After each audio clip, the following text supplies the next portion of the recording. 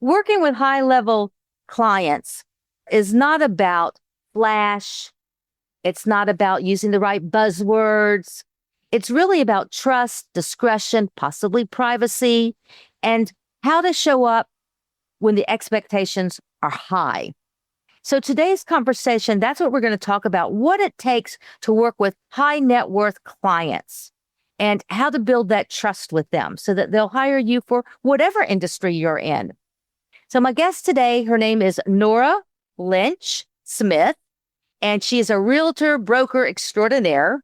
She first began her career in real estate working in the banking industry, and she worked on the investors and learning all about transactional financing. But she realized, I don't know how quick, but she realized that wasn't really where her heart was. Her heart was in residential real estate. So she moved over to the residential side, and it didn't take her long before she acquired Landmark Residential Incorporated. It's a real estate firm that was known for properties that had architectural interesting features. They had acreage, and they were also known for their extreme high touch value and their black tie services. I love that. The black Oh, white glove. the white glove. Well, there you go. The white glove treatment. There you go. The white glove treatment. So, or black tie, because you're in a black tie. Of course. Going to a fancy event. So she's served on many boards as president, as chairwoman, all these wonderful things that she's served on. And I'm sure that served her very well because her clientele are the high-end clients. So we're going to dive right in. But first, I want to say, welcome, Nora. I'm so glad you're here. Zelda, I'm glad to be here. Thanks for having me here. So I'm excited about talking about high net worth clients because I'm sure there's a few nuances. I've worked with a few that are a little bit different. So when you work with a high end net worth client, what's the biggest misconception that people have with serving them? I have to tell you, they're people too. Yes, they put their pants on like we do. I tend to treat all my clients, the same, honestly. So they're people too. They still want the same communication. I think you have to what communication they want to have. Is it just texting? Is it email only? I had one person say, do whatever you want to do. Just call me when you get an offer. They didn't care about feedback. They didn't care, so you just have to, but I would say that's true for any client really, is listen to what their needs are and, follow the communication pattern that they'd like to follow. That would be the main thing. And recognizing that there's some things that, they might want more in terms of what are you going to do for a broker open house, right? Because it just depends. We're not going to talk about commissions or anything, but, it really depends on what you set up ahead of time as far as marketing. I tend to really be picky on my photography. So I spend a lot of money shooting. Today is a sunny, bright day. So that's great. So check. I don't like to shoot on overcast days. So I really make sure we have the photography that how they want to have the house presented. But that's really the case in pretty much all my listings. Do they want to approve the photos before you list it? They definitely want to approve the photos. One time I sent the whole photo shoot to them. And it was a photographer that just took went above and beyond, just taking a lot of different photos. And I didn't call them out really, as I probably, and so they started freaking out about, oh my gosh, that pillow isn't the right way. You have to do the pillow chop. The chop, yeah. And so that was interesting. And we, worked with that. I just sent them too many pictures in a way. I should have just really called them out to the top, 42 photos and then taken it from there. I tend to have, our MLS only allows 42 photos, but then we have a website that can have a lot more photos. But I always make sure, and that would be true of all clients, that they have, permission on what's getting shown. For example, I don't really like ever showing closets, things like that. So that's the answer to that question. Okay. That makes sense too, because I remember having a client once and she had taken a lot of pictures with a photographer herself. Wasn't listed, but she had her photographer come in there and take pictures. And she's a branding person, so she knows about pictures and all that. Then I brought my photographer in and she wanted to use hers. So I was fine with that. But I honestly could not tell the difference between the two. They were both very good. but she insisted that hers were better. So I'm like, fine, it's your house, so we'll use your pictures. Here's something about photography, though. It's that sometimes you really have to be careful too. And the homeowner will tell you this if there's artwork and they don't want that artwork, they want to blur it out. So that's something to think about too. They didn't want some of the artwork to, have it be out in public what they had. So that's something that, we spoke about too. And, also fixtures, things like that. Listen, let's get it all out there. Exactly, this crystal chandelier, for example, are you going to take that just so that there are no, miscommunication along the way? I want a surprise. That was a lighting fixture that was attached, things like that. So anything that I really go through meticulously with them on those things. So we're not surprised. And we make sure that the buyer isn't surprised either, that it sounds like a big exclusion list, but we want to make sure these special hooks that they got at an antique store, those are going to be taken with them. So we just want to make sure, over communicate, I would say, but there's no such thing as over communicating, in my opinion, things like that. Let's go back for just a second, Nora. A lot of agents, I'll hear them say, I want to sell luxury. I want to be in the luxury market. And I guess that's because because you're thinking that's a higher commission, that's a higher dollar value and all that. But you don't just open your doors and get into luxury. So how would you recommend someone who's not necessarily just starting out in real estate, but wanting to get into the luxury market? Okay, so luxury depends on where you are, what your market is, right? So you'd say like the top, 10% of your market. So some luxury might be in some parts of the country $1 million or more. Other luxury is maybe 3 million or more. So it really depends on that. Mm-hmm. But to get into it, I'd say there's a cautionary tale there, because you can say, I want to be selling $2 million houses. But sometimes that takes, depending on, again, the price range and what the market and the demographics are, that could take longer. It's not like it's a top so many percentage of the income earners that can afford 2 million or 3 million or 4 million, right? So sometimes that takes longer to do. So I used to say, give me, $500,000 homes. Sometimes that's right. That's right. And, $2.5 million home. Yes. Sometimes that's, for lack of a better word, I don't want to say easier, but that's going to happen generally, could be, more quickly. Because sometimes you could have a listing for 6 months. You do all these things. If there's not a market, or if there's not a market for that house, yes, price is everything. There's location, there's price, so, but sometimes it's really hard too at that end to figure out what exactly is the price going to be. And I think I agree with that. It's hard to figure. I don't deal with the $5 million homes. It's like, and I don't want them. No, and it is, there are people that's their niche, and that's great, but you don't just jump into it. And I think maybe realtors don't understand when you're trying to get into it. If you're getting that type of listing, it's like what you said a minute ago. You're putting some money into it. It's not just your standard, let's take some still pictures and a drone shot. There's some major expenses involved with that. Oh, yeah. And they expect that. I have had photo books. I loved it. It was so much easier way back when Apple had their nice books that they would do, these nice hardcover books. But now you have Shutterfly or, different companies like that do beautiful hardcover books.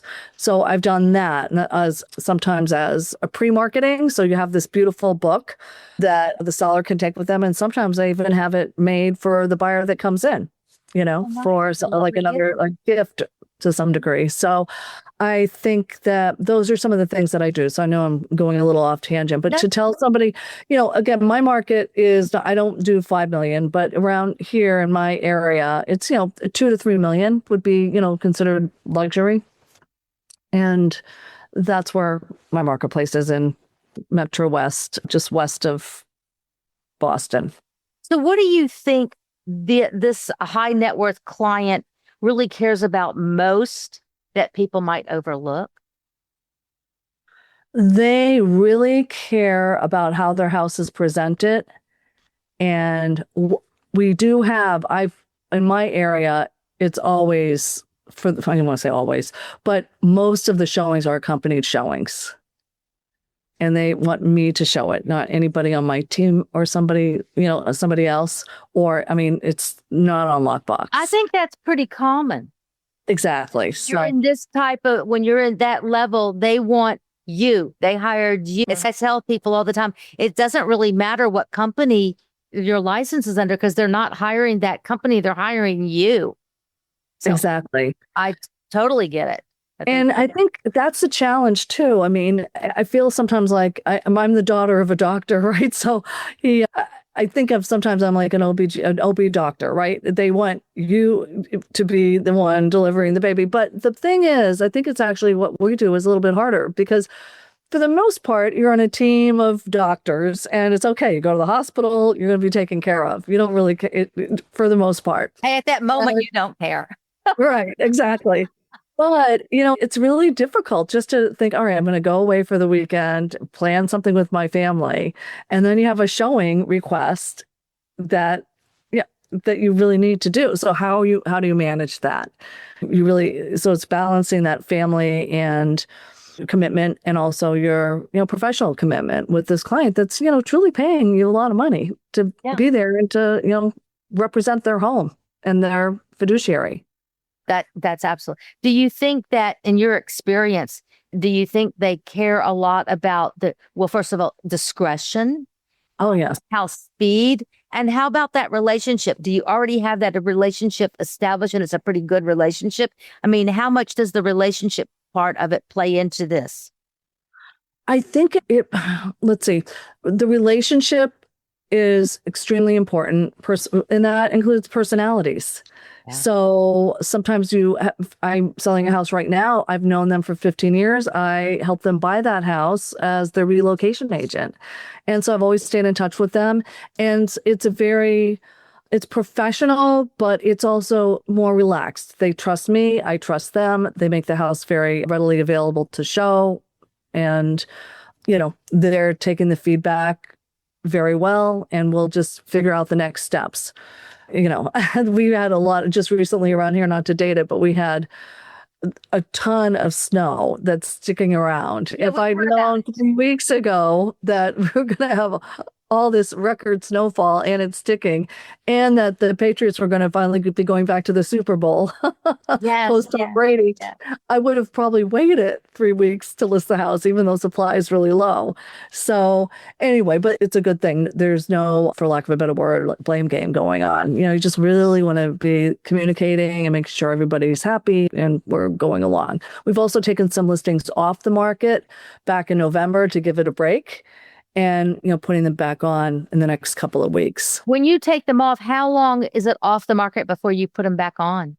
So it's really interesting. There's a couple of nuances, not to go down the MLS rabbit hole. But if you withdraw it, that means that the contract is still in place. So, or you could cancel the listing and then have what's called a non-MLS listing. So that's all legit. Our MLS is not owned by the Realtor organization. So there's a little bit more flexibility there, I think. But it's 60 days. The answer is 60 days. So whether you withdraw it and then wait 60 days and then cancel, put it back on, or it expires, it won't count the days on market if it's 60 days.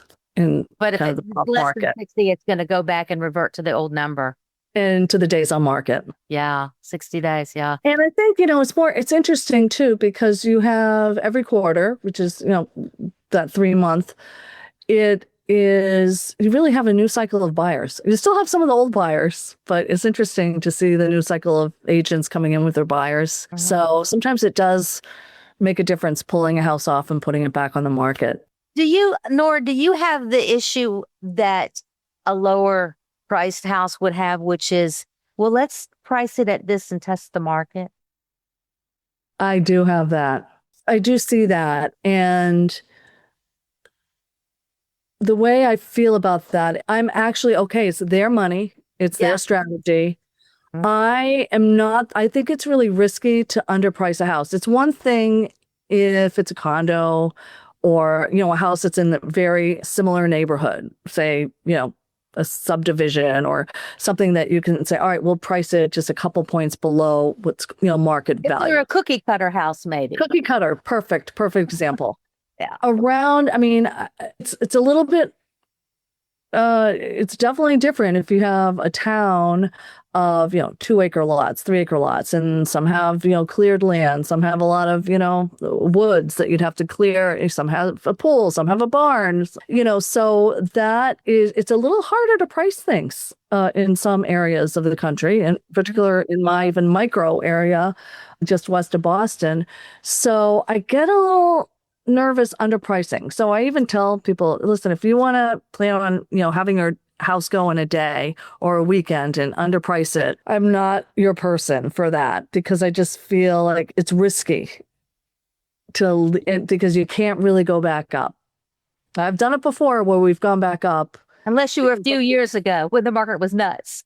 Right. Or we had something that a couple of years ago, that was one of the few times we had multiple offers, and then we adjusted it, put it back on the market and put it on higher, because that was part of the story. We had multiple offers for over.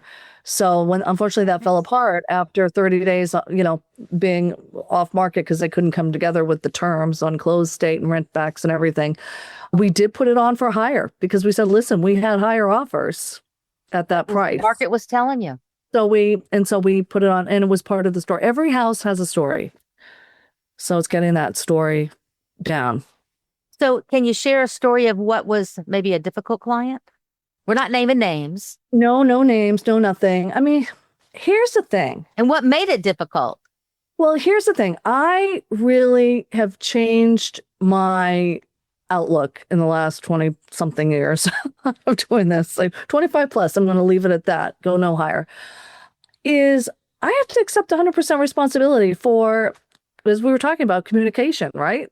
So if there was something that was off, I probably should have said, listen, I don't think this is working. I understand how you can feel about this. Let's agree to, just part ways, instead of trying and make them happy. So I think that at the end of the day, people have to take responsibility. Okay, how to learn from your mistakes, or what's going wrong? How can we improve it or not?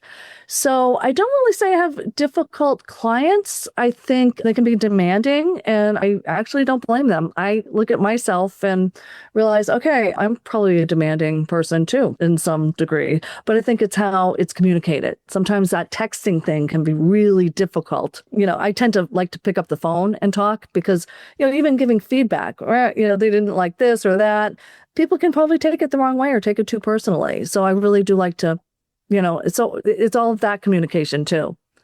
So sometimes I have to say, I know you like to text, but let's pick up the phone and talk about the feedback, for example. And I think it's important for people to know, and again, it doesn't matter what industry you're in, if there's not that connection there, let them go. The money is not worth it if you're in it for the money. You shouldn't be.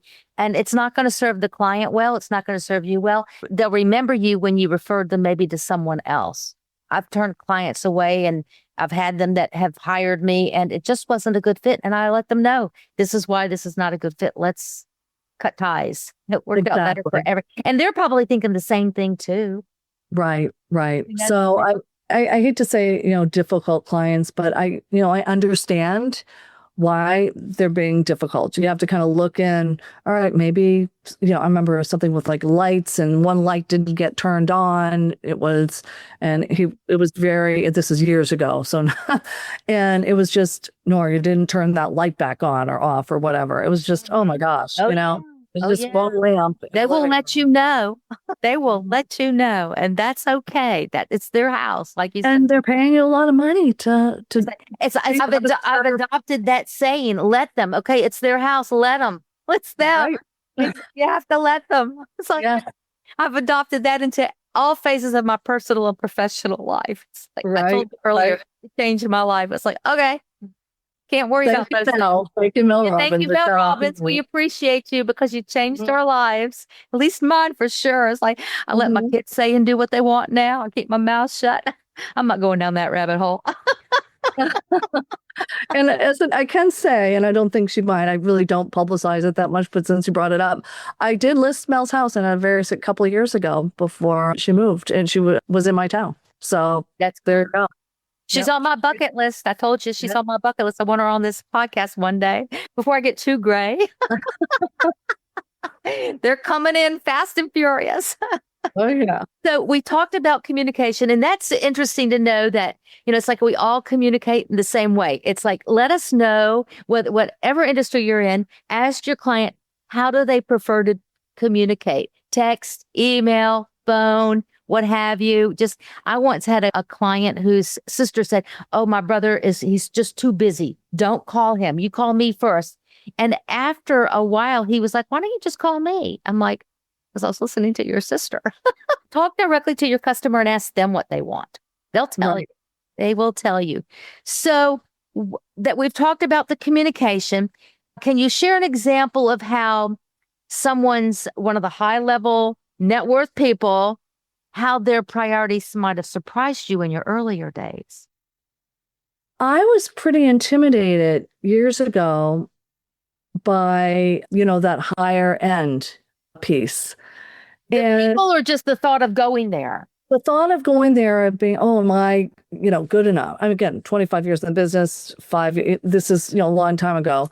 But I think that I realized, it really isn't much different, like I mentioned earlier, than the, I don't want to say the lower end, but not the high end. Under 1 million. I mean, it all just changed so much over the last 20 years. The price points is crazy.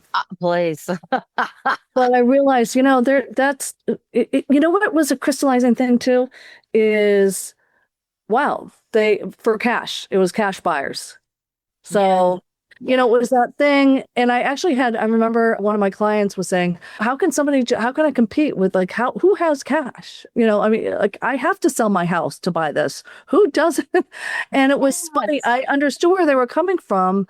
But then I'll never forget, this is years ago, talking to my manager and my mentor. She said, well, Nora, people do have cash and they don't necessarily have to sell a house, that whole trickle down effect, domino effect, right? There are people that can afford to do it. So it was, once you get past that piece of it, oh yeah, people can just write a check out for that. So does that sound weird? I don't know. No, my son, I remember his first house that he sold was 1.2 million. Mm-hmm. And the guy paid cash, and he goes, what did you do that you can pay cash for that? And it was like, he was in real estate. The man was in real estate. But it's like, I drive down I live in an area called Ponte Vedra. It's a very nice area. It's right, like a couple miles. I've been there, the Ponte Vedra Inn. Yes. So that I don't live at the Ponte Vedra Inn, but I live in Ponte Vedra, and I drive up and down the ocean streets or the river streets. And I look at these homes and I go, oh, what in the world do these people do to earn this kind of money? And it's like, and you're right. And they pay cash for these homes. Cash. But it's, again, I think it really has to be what you said before, is you have to build your confidence that they're just people like you and me, that they really are. They're no different. They want to know that they can trust you, that you're going to be discreet. You don't name names unless they give you permission, or it's okay. Yeah. You know who you can and can't, So you have to, and that's because you've built a relationship with the person and you know them well enough to know what you can and can't say. Exactly. Right? Exactly. Yeah. The other thing, going back to communication, a person who I have attended some of his seminars through Residential Real Estate Council is Jack Cotton. And he wrote a book about selling luxury homes. And one thing that he pointed out in his book, I'll never forget it, is he would say to clients, show me how you would like to show your home. So why don't you, I thought that was brilliant, right? I love that. So why don't we go around the house? This is, even at a listing presentation. So how would you like me to show your home? So why don't you take me around and show it to me? So rather than me commenting, all right, that should be replaced or that, or let's walk around. Tell me what you love. Yeah. I love them to tell me the story about it and why, about their home. And I want them to be a little emotional about it, because I want to know to tell that story so that the next person will feel that emotion. Exactly. If you tell their story. That's so good. It's truly about the relationship and knowing. It is. The other thing, at least around where I am, we have a lot of trails systems that hook up to the properties abut. And if I want to walk around the perimeter, and then also if they're hooking up right direct access to a trail, I want to make sure I walk that trail. Because you can say, oh, there's a trail that it leads into. But unless you actually walk that trail, it's like, oh my gosh, there's like a brook that you walk over a bridge and there's a horse trail. And, I really make a point to walk that trail and know exactly Yes. how to, so that when I'm showing someone, because that's kind of that extra value that you're not paying the taxes on that 2 acres, but I mean, you are paying the taxes on the 2 acres, but then that whole value of the land that is right next to it, that you're not paying the taxes on, of course, so I definitely like to walk the whole property and If know you're exactly. selling that square inch, go walk it. So Where it attaches to. how do you feel about real estate, and do you have a coach? Do you do coaching, or do you go to a coach? I have many coaches. I'm looking at all my programs right over there. I mean, I've done actually a lot of the programs. Mel Robbins had a lot of programs that she has done and is still doing today, different things she opens to the public. I've had Jack Canfield, his coaching program, and I have a great mentor, Patty Aubrey, through that. And I'm looking at like Katie Lance. She's great with social media in the real estate space. So different aspects of that. So there's, one-on-one coaching. I've had that with Jarek Robbins, and also, group coaching and self-motivated coaching. Like, I do have to say, I've signed up for programs. I'm like, okay, I'm going to do that YouTube program and all that. And I haven't signed up. So I pay for it, but I have to, there's just like almost not enough time in the day or to make more time. Yeah, yes. And there's always a new one out there. It's like, so I love how you diversify it. It's not real estate coaching per se. It's all types of kind of coaching. So, and that's important because it doesn't really matter what industry you're in. I think coaching is important. There was a time when my very beginning, I was like, what do you need coaching for? But now it's like, I wouldn't do it without it. Oh, yeah. No, I think a lot of it, I had Tim and Julie Harris for coaching, and I did coaching with them. But I think it's nice. I remember being at a Tony Robbins course because I did a lot with my husband years ago with that program. And he said, really, this is great. You can come back. But he opened his world up to other coaches, like go and explore other aspects, because that's what he's doing, so I really enjoy. You take a little from everybody. You learn a little this, you take those little golden nuggets, and once in a while you get a boulder. Those are the real aha moments, aren't they? So you develop these relationships with the people.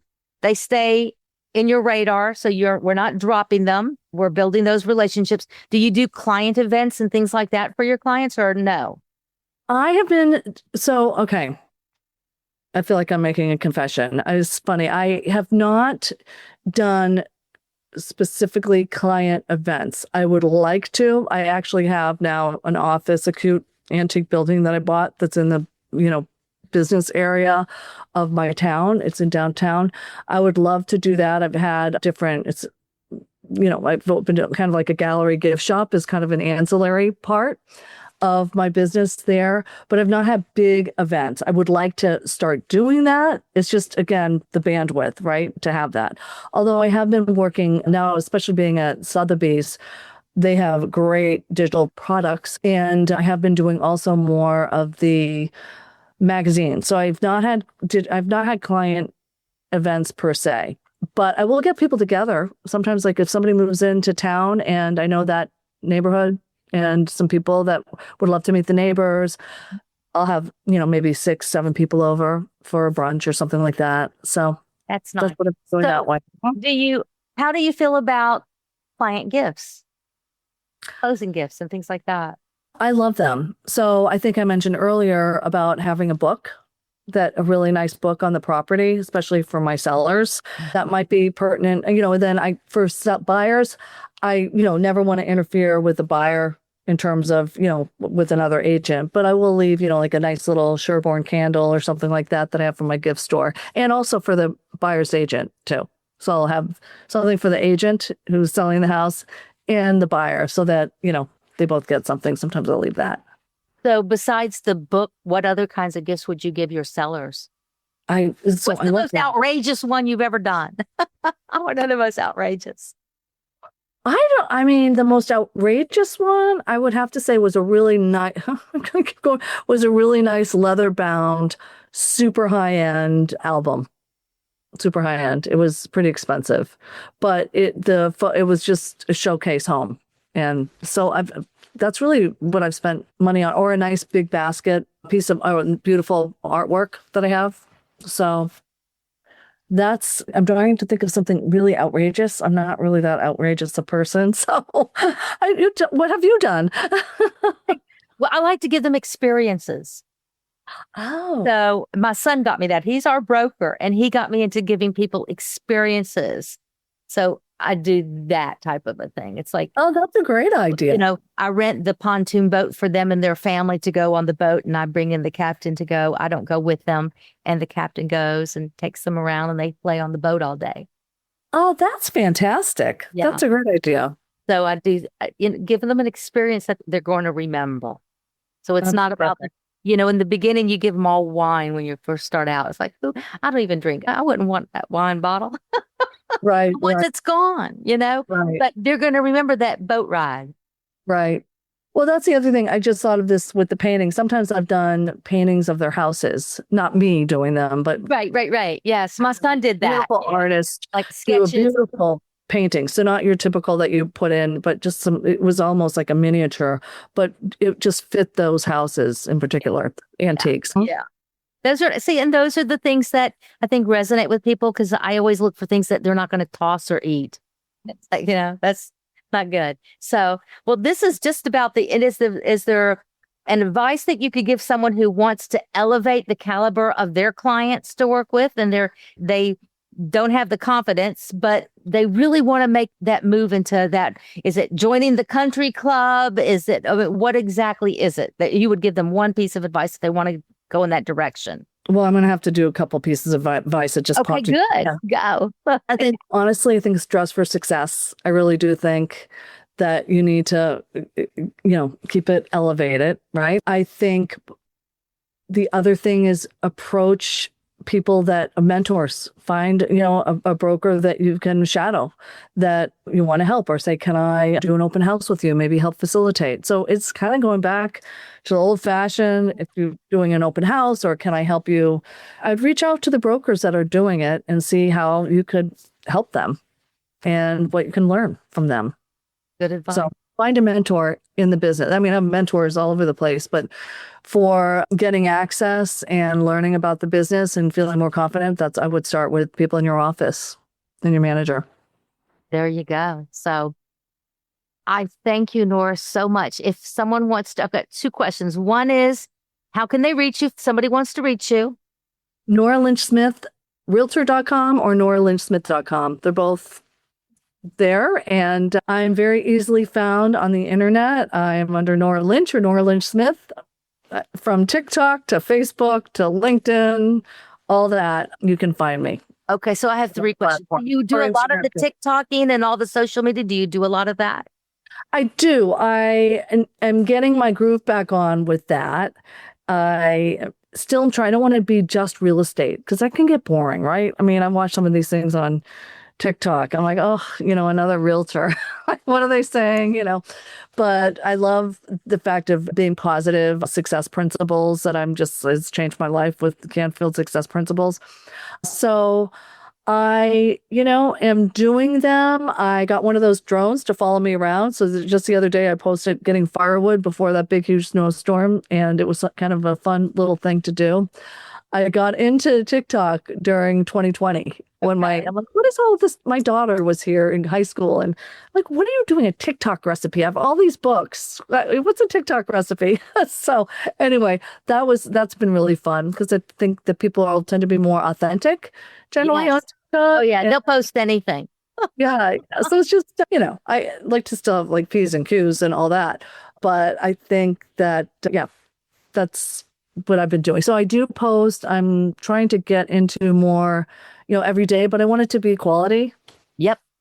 I totally understand. Yes. So I have a final question. It's my signature question that everybody gets asked. And that question is, has an opportunity presented itself to you because of a connection that you had, that you can share the story with us? So I thought about that. And I think opportunities are presented to us every day. And it's on us to act on them.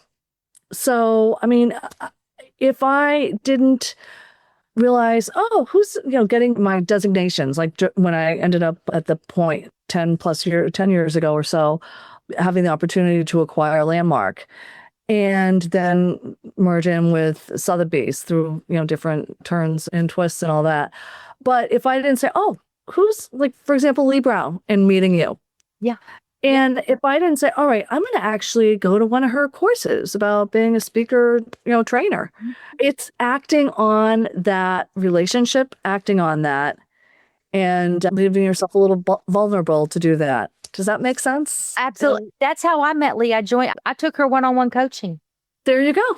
It's like, and that was a couple of years ago. And then it was like, wait a minute, I need to have her on this. And then I followed her forever. And then I called her to do some coaching with her. And, the rest is history. And she mentioned you because I wanted to talk about luxury homes. And she said, I've got somebody for you.